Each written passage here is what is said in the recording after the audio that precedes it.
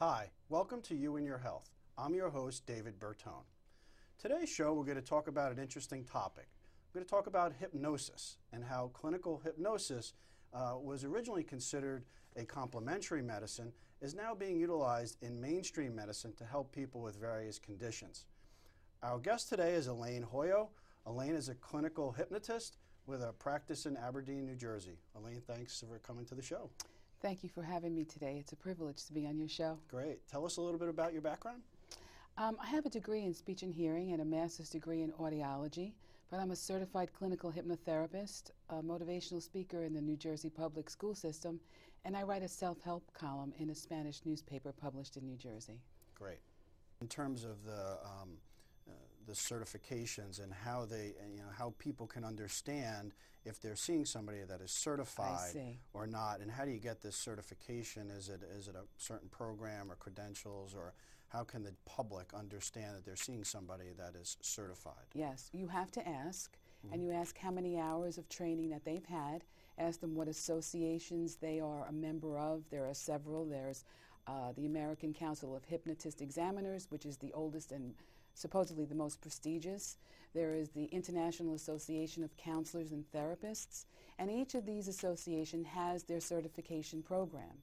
You can encounter people who have taken a weekend course in hypnosis, and in my professional opinion, you might want to steer away from that. You want to find someone who has at least 250 to 300 hours of training, who's perhaps gone through an intensive training program as I have, and someone who gives you the option that if you're in their presence and you come for the session, that you have the option to leave within the first half hour. That's the guarantee that I give. Okay. If you're not happy, you can leave and find somebody else. It's like anything else. You find someone that you have a rapport with, you find out their background, and then you see how you work with them. Okay. Now, let's go through what occurs when you see a client for the first time. What is the experience that they should be looking for? What does a session really involve, and how long does it take? For the first session, it's a little bit longer because the intake takes up a little bit more of time. Like a questionnaire? Yes, I give them a questionnaire. I want to know, my goal and the way I was trained is to focus in on what are the emotions or habits or behaviors that you want to change. I don't engage in a long conversation. That's more of a psychotherapy approach. We want to get down and focus into what you want to change, and that's listed on the intake form. At the end of the intake form, I have them sign that they are taking responsibility for their own life. Again, giving them their own control and their own power, and that we are co-therapists. They're the pilot, I'm the co-pilot. And from there we move on. I ask a few questions so that I get an idea of how this person develops themselves, the way they learn. Are they a visual? Are they an audio? Are they a kinesthetic, meaning are they a touch person? So that later on in the session I can use the way they work, their modality, to help them reach whatever change they're looking for. Okay. After that, we do the induction, which only means an introduction into relaxation. And depending upon what the person needs, based on my training, I use what I think is best for them. And then we enter into the therapy session. Again, whatever therapy modalities I think is best for them based on my training, we go ahead and do that. And then towards the end, I'll give suggestions during the therapy session, and then I'll give suggestions for after the therapy session, which is called a post-hypnotic suggestion. For a smoker, I might say, you'll see people smoking. You'll smell the smoke of a cigarette, and you'll remain a non-smoker. It's just something that they can use for after the session that hopefully will remain in their subconscious mind. As I'm ending the session, depending upon what suggestions I've given, I usually count them back into the awareness of the room, and I ask one question: do I remind you of anyone? Just to know, just in case, this is the way that I was trained, in case I remind them of someone that they like or maybe dislike, and we can work through any blocks to that. Okay. Now, you mentioned the word induction. Yes. During my research, I found that there was various induction techniques. Can you just explain induction and quickly what some of the techniques are? Sure.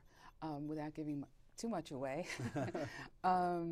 There's relaxation induction. If I find someone comes in and they're basically already relaxed, I'll have them just Just at the count of 3, close your eyes. They'll close their eyes, and I'll have them pass through a physical relaxation. There are other inductions you mentioned before about the watch. I do have a little crystal, Okay. but that's for people who come in and they want the theatrics of it. So it's just another way to relax the conscious mind.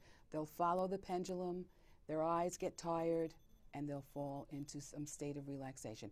It's all about using the mind to enter into a state of relaxation. You can use a confusion technique. Hold my hand while you watch my eye. You can't do both at the same time. The eyes will tire and they'll relax. Hopefully they'll relax. So all these techniques are trying to gain a state of relaxation. That's correct. And then at that point, when the person is relaxed, do you introduce the issue that they're having trouble with? Is that the methodology? Well, based on what they are saying to me and based on the different therapies that I've been trained in, I'll see which way I want to go with them. Is it something that's really deep-seated, deep-rooted? Is it just a behavior that they just acquired that they want to change and shift? And from there, I can use different techniques. Okay. Just to dispel some of the myths, you mentioned the swinging watch. You do use something swinging, but not necessarily a watch. That's right. And the person is not really in a state of unconsciousness. Is that correct? No, unconsciousness means that there's loss of power somehow that implies. And we're in a state of hypnosis every day. We're watching TV, we're engrossed, we don't hear what our spouse says, and they get upset. That's a form of hypnosis. When we're really reading something that we're really engrossed in and that we enjoy, that's a form of hypnosis.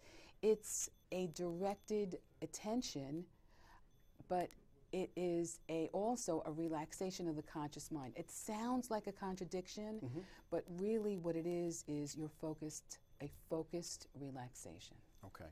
Now, once you get them, or you use this induction technique, there are some other techniques that are utilized, and let's just go through some of these topics. Posthypnotic suggestion. Yes. Is it basically once you get them induced, you're then doing what? Once they're in what I would determine, and I determine it by different tests, what level of relaxation they're in. I will use these different techniques. Like say one therapy that I was trained in is called transformational therapy.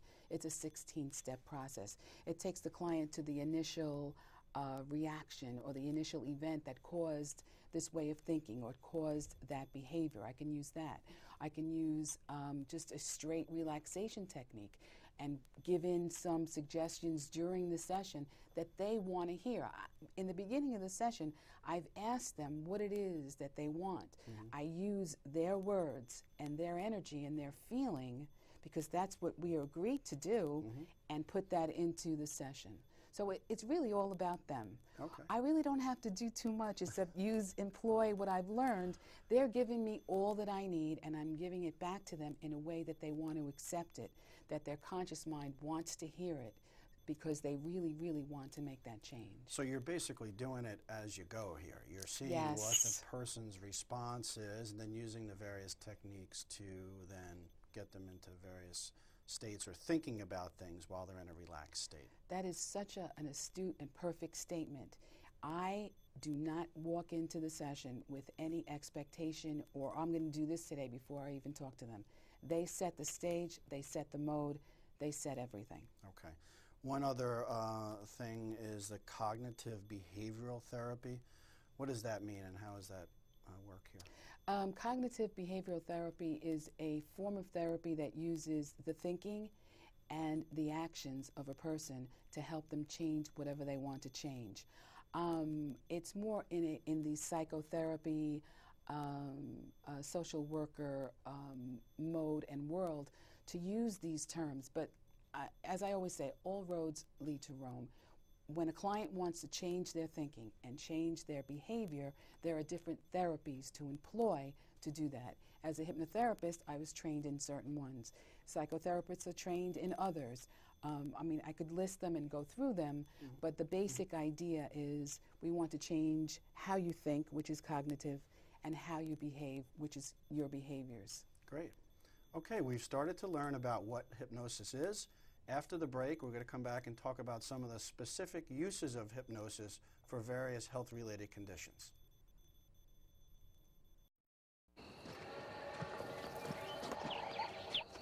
global warming.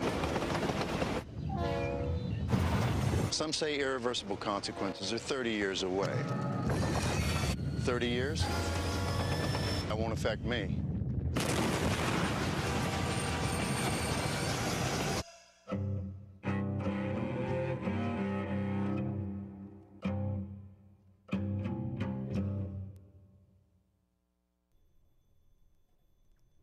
Welcome back to You and Your Health. I'm your host, David Bertone. Our guest today is Elaine Hoyo. We're talking about hypnosis and how hypnosis can be used to treat some issues that you may be dealing with and some phobias. We talked about the background of hypnosis, and now we're going to talk about the specific uses of hypnosis in everyday life. Elaine, again, thanks for joining us. Thank you for having me. We covered some topics. Let's move on our list here in terms of self-hypnosis. How can that be utilized for people? Self-hypnosis is a great way to help yourself make some changes. It's the same as zone training. I would recommend having one session at least with a hypnotist or a hypnotherapist just to learn how to relax. But if you're there already with that, go ahead and try it. You want to write down some suggestions for yourself, always in the present tense, because the subconscious mind, that's what it understands. Say, I am becoming whatever it is. I am a non-smoker, or I'm becoming a non-smoker, for example. And you want to pick a word that will have some kind of meaning to you that will trigger the sensation and the practice of being a non-smoker will bring to your mind. I'm skipping around a little bit, but basically when you do self-hypnosis, you want to identify what it is you want to change. You want to write down some suggestions that will lead you to that change, and then you want to enter into a state of relaxation that allows you to feel and imagine that you've already accomplished what you desire. So is it more of a self-relaxation technique and with some visual things that you're thinking about, specifically the issues that you're dealing with? Exactly. And obviously it's kind of like a home program. After you see somebody, you know what the problems are and the techniques that you can use, and then you give the person these images or techniques to then use on their own. Exactly. Okay. That's exactly it. Right. What are some of the common reasons that people would benefit from hypnosis? Oh, the list is long and proud. Most common things that people come for is weight loss and smoking, panic, anxiety, fear of public speaking, phobias. There's a lot of research now going on with how to boost the immune system using hypnosis and suggestions. Dr. Andrew Weil, which I assume that you're familiar with, he's done a lot of research in that area. Also now for hair loss, nail biting, the list is endless because man's capacity to change is endless. Okay. How about benefits for pain management? Obviously people deal with acute and chronic pain every day, and there's tons of over-the-counter products, there's tons of prescription products, and there's other therapies that are used to treat pain. I mean, as a physical therapist, I treat pain every day. How can you help with some of these people that are dealing with pain issues? Well, depending upon the amount of pain, hypnosis and hypnotherapy is a wonderful adjunct to, say, your profession or other pain management physicians. I like to practice with the client to enter into a nice, deep, what we would call a theta state. Not to get bogged down with the name, just means a deep level of relaxation so that we can go in and perhaps anesthetize the pain using different therapy techniques. And in my experience, it has proven to be a viable form of reduction of pain management, kind of like a biofeedback system where your own mind, because the subconscious does regulate bodily functions, and it is a reflection of your subconscious mind, where you can use that to regulate the amount of pain and bring it down in succession and successive sessions. I think in the current research and the literature, there's a lot of good positive findings to use hypnosis for these chronic pain patients that just aren't responding to the medications and the other therapies. And I think you make an excellent point. As an adjunct, obviously it shouldn't be the sole thing that people are doing to manage their pain.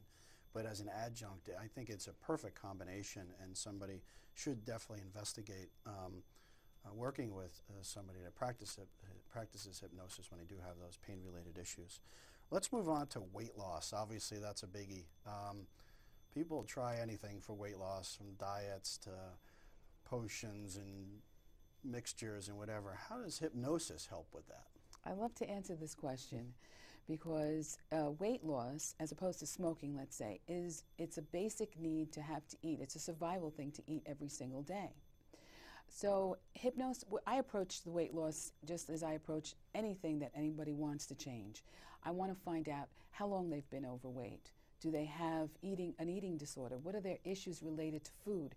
And we address these separately to have the conclusion of weight loss. How a person thinks and perceives themselves and the image that they have of their own body is a very important key to the success of weight loss. I'm sure you've heard of many people who have tried many methods and regained the weight. And then there are other people that are successful with one attempt.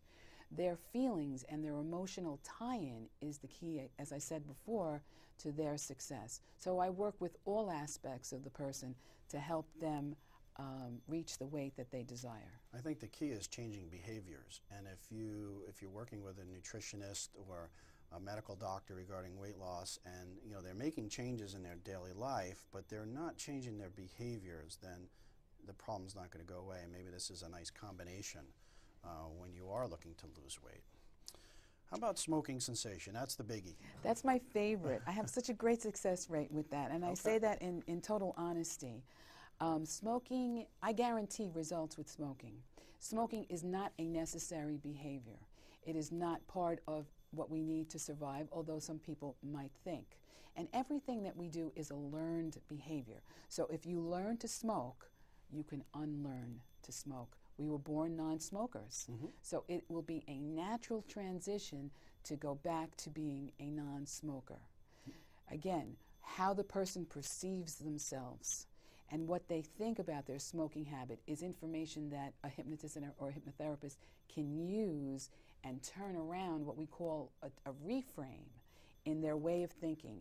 And then the smoking, when it is no longer something that they associate with pleasure, they'll just drop the cigarette. Now, there's obviously a physical addiction associated with smoking. Yes, so that takes 72 hours. Okay, so once you can get past that physical withdrawal, then you need to work on the mind. Correct. To make the changes. That's wonderful. Correct. Here's one that I could really benefit from, is sports performance. Now, I'm a golfer, and the 3-foot putt bothers everybody, and professional golfers get the yips, or as we call it. Is there things you can do with athletes to help them focus better? Absolutely. I've worked with a lot of golfers, and it's all about zone training. Tiger Woods uses these techniques. Even Andre Agassi, to go into another sport, used these techniques of zone training, training the mind to repeat the action that they desire. So for you, I don't know what it would be specifically, but we would go into a state of relaxation. I would give you the suggestions using your words to change the behavior that you want to change so that you can envision the perfect stroke, the hole-in-one, whatever it might be for you at the moment. So absolutely, golf is one of the most amenable sports, or for lack of a better word, one of the sports that works very well with zone training, which could be another word for relaxation, which could be another word for hypnosis. Got it. So this zone training can be used for various sports in which you basically need to improve your mental focus. Absolutely. Which is a majority of most people's problems. Another big health issue is stress management. Lots of people have stress, financial worries, and all the other things that are happening with the economy plays a factor in their healthy living and lifestyle. How can you help somebody with stress management? Well, the first thing I want to tell a client is that stress is our response. And to give, not to blame, but to assign responsibility to the client that we, or I or you, can change how we react to external events. So that they're not thinking that, well, I'm going to do this, or I have to go there, and I'm going to be exposed to this, which causes me stress. No, it is your response to the external events that causes the stress. So therefore, once again, you're given the power to change your responses. And that could be through simple relaxation exercises, envisioning things, imagery. There are different techniques to help and allow someone to reach a place where they can act and live in society with calm. Okay. The next thing is the phobias. Now that's a big area. There's lots of phobias. People have phobias for various things, tight places, dark rooms, whatever. How do you deal with this, unlike, say, a psychologist or whatever? Are there things that you might do differently with the phobias? Yes. With the phobia, I want to know what the phobia is, and I don't want to engage in a long discussion of it. We want to get in the subconscious mind, find where that learned phobia came from, clean it up, and get out. Everything, again, as I said before, is a learned behavior. Maybe there was an association with pigeons when someone was a child and they bit them or they scared them, and that remained in the subconscious mind. The subconscious mind does not know right from wrong. Whatever is imprinted in there stays there until you change it. And using hypnosis and relaxation is getting in there, changing the perception of it, replacing it with something else, getting out, and then reinforcing the new behavior, the new feelings. Now, would you ever, with a phobia, would you ever, after working with a client, test them kind of in your presence? Would you turn off the lights or, that kind of thing to see what their response is? Do you do that? I haven't done that. Okay. When they go out into the world and they will encounter whatever it is that phobia is, they'll come back and they'll call me and say that it's still going on. I run more of a positive-based, joy-based, you've changed, now do everything that you've learned in this change and employ it when you leave. If they continue to have this resurface, then I'll call them in and I will again reinforce the behavior and the feelings and the actions that they want, do not want. I don't use aversion therapy or that kind of reinforcement. Some people do, but I just don't. Okay. What is hypnotic talk, and how can that be utilized in what you do, or maybe what people can do as they work with people in their life? Maybe as a physical therapist, I'm working with patients. Maybe there's a way that I could be talking to them that helps with their relaxation or their pain. What is that concept, and how can it be utilized for people? Well, the hypnotic talk, as I understand it and as the way I employ it, there's two ways. When someone is in a session, the way that I talk, I can change and modulate my voice. I can repeat a lot of things. I can throw something in that is confusing to them. That is a form of hypnotic talk. But while they're waking, or say they come in and I'm initially talking to them, I can talk to them in a way. It really depends on your training. Mm-hmm. You could talk to someone and look at them in a certain way, and you can tell whether they're going to be open to what you're saying. You could read their body and see whether they're going to be closed. So I want to keep it in a positive vein. That is my hypnotic talk. So, for example, your hypnotic talk is to talk about something positive about them. If they come in for physical therapy, you want to start talking about them, how well they're walking or how well their limbs are moving. So what you're doing is reprogramming how they feel about their ailment, how they feel about what's going on with them through your hypnotic talk. I kind of use that now, where instead of just worrying about the negatives and what are things you're having trouble with, or how is that pain affecting you?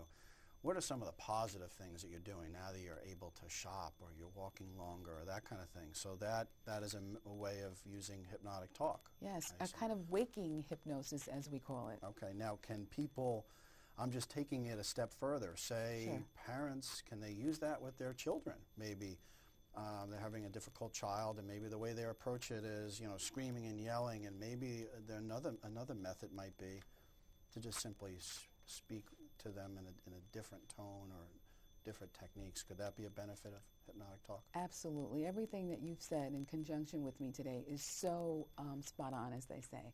Absolutely. When you are focused on a positive outcome and your expectation and the way, if you want understanding from your teenagers, for example, or your child, or you want love, or you want understanding, that's what you want to give. That's what you want to exude, and more than likely you will get it back.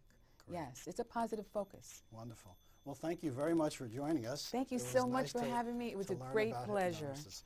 Our guest today is Elaine Hoyo. We learned about hypnosis and how it can be utilized in your daily life. Again, I'm David Bertone, and thanks for joining us on You and Your Health.